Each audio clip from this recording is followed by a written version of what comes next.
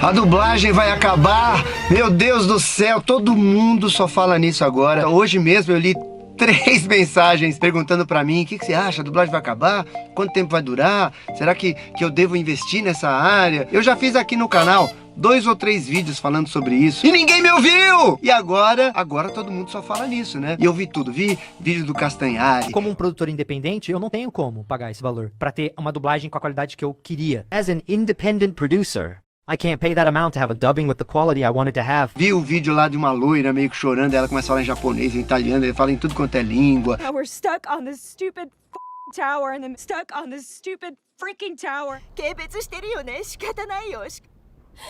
E é toda por minha culpa. Como dizia minha mãe, agora que a água tá batendo na bunda, tá todo mundo preocupado e discutindo esse assunto. 5 reflexões sobre inteligência artificial e dublagem. A primeira que eu vou lançar aqui para vocês é o fato de que o mundo inteiro está acostumado com vozes sintéticas. Através da Siri, através dos vídeos de TikTok que todo mundo Siga o Tio Endel. E de certa forma, a gente vai se acostumando a isso. Aquilo passa a não incomodar mais tanto. Uma coisa que a inteligência artificial tem ao seu benefício para acabar com a dublagem ao longo do tempo, ao longo dos anos, é isso. Cada vez mais as pessoas estão acostumadas com vozes sintetizadas. Essa inteligência artificial, ela pode ir melhorando na dublagem, especificamente falando de dublagem, ela pode se tornar cada vez melhor e você já está acostumado, vai se acostumar com mais facilidade a ver um filme, uma série inteiramente dublada por inteligência artificial. Na Polônia, por exemplo,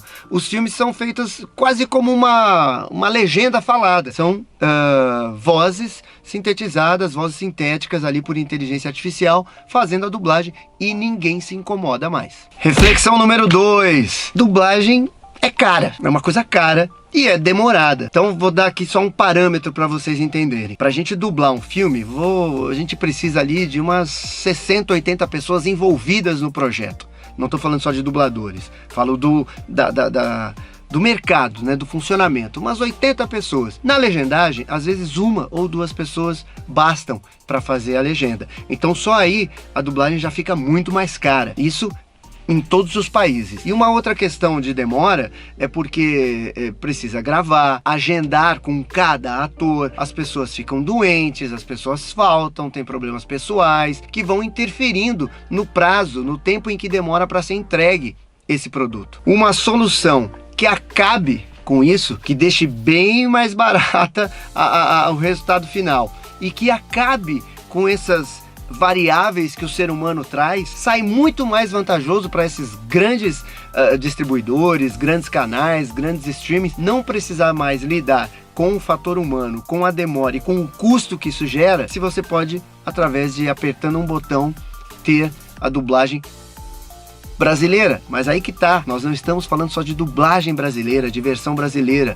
Com esse botãozinho, ele acaba com a dublagem no mundo inteiro. Então a economia é de milhões e milhões e milhões de dólares por ano. Inclusive, você já deve ter visto notícias aí que alguns streamings já investem nesse tipo de software. Reflexão número 3. O mercado de dublagem, agora falando aqui do brasileiro, porque eu não conheço, né, profundamente os outros países, eu acho que ele é ainda muito imaturo para discutir determinadas coisas. Então o tempo foi passando e nada foi discutido, nada foi feito, porque as decisões no mercado de dublagem, elas são muito baseadas em ego, ou em uma relação pessoal, ou em discussões pouco importantes, muito regionalizadas. O mercado de São Paulo está discutindo coisas que o do Rio não está e vice-versa. Acabam sendo decisões pontuais, específicas, e a gente acaba não se reunindo,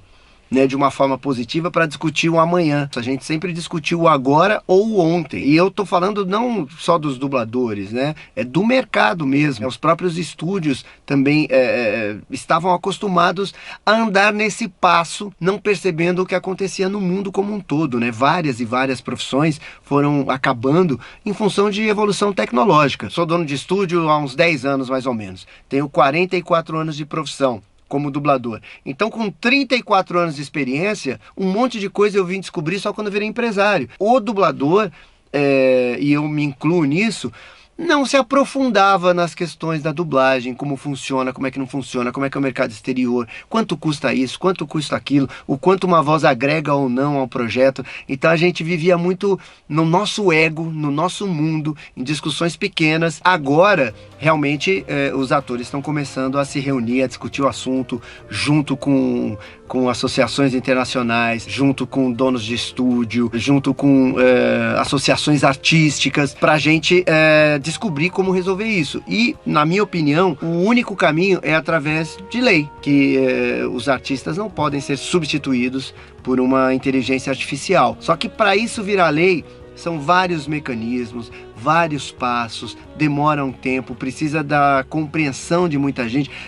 Nenhum mercado está regulamentado com relação à inteligência artificial. Então a gente tem que se unir aí com a França, com a Alemanha, com a Espanha, com esses países, né, que trabalham muito com dublagem, para a gente discutir mercado, discutir estratégias, criar leis até de repente de prática internacional. E para isso só a união dos atores e entendimento, a união dos estúdios, a união das associações e sindicatos e, é claro, o apelo popular, sem dúvida, sem a ajuda de você que está aí desse lado.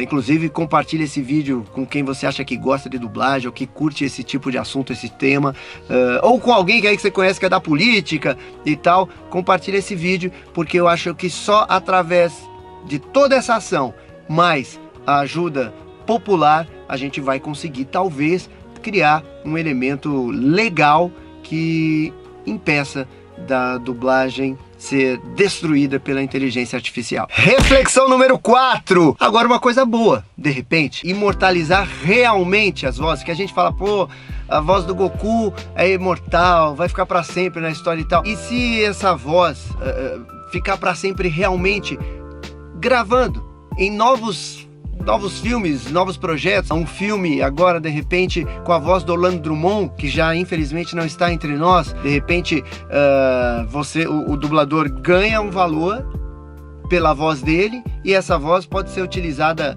para sempre.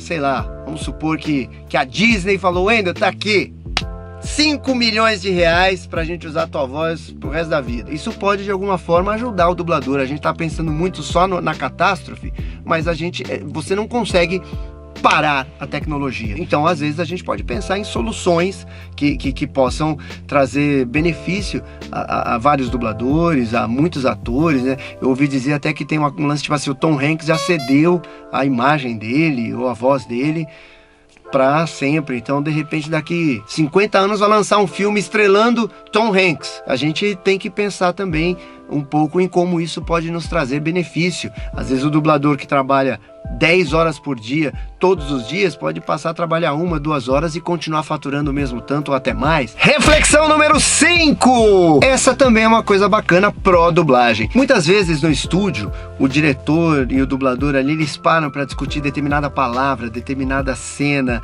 determinada nuance artística. Por mais avançada que seja, eu acredito que no caso específico da dublagem, a inteligência artificial nunca vai conseguir reproduzir uma nuance artística para um determinado povo. Às vezes a risada acontece no Japão por causa de uma determinada situação, só que a cultura japonesa em muitas coisas, ou às vezes num caso específico, é diferente da cultura brasileira, e aí você precisa de uma adaptação artística, com sensibilidade, com uma percepção local e temporal, para que essa adaptação seja bem feita. É por isso que nós chamamos de versão brasileira e não tradução brasileira. Acredito que a inteligência artificial fará muito mais uma tradução do que uma adaptação. Enfim, falei demais. Essas foram apenas as minhas 5 reflexões sobre o assunto. Tem muito mais aqui que passa queimando nessa cabeça, mas eu quero saber a sua opinião. Deixa aí nos comentários o que você acha de tudo isso e qual é a sua reflexão, especialmente sobre inteligência artificial e dublagem.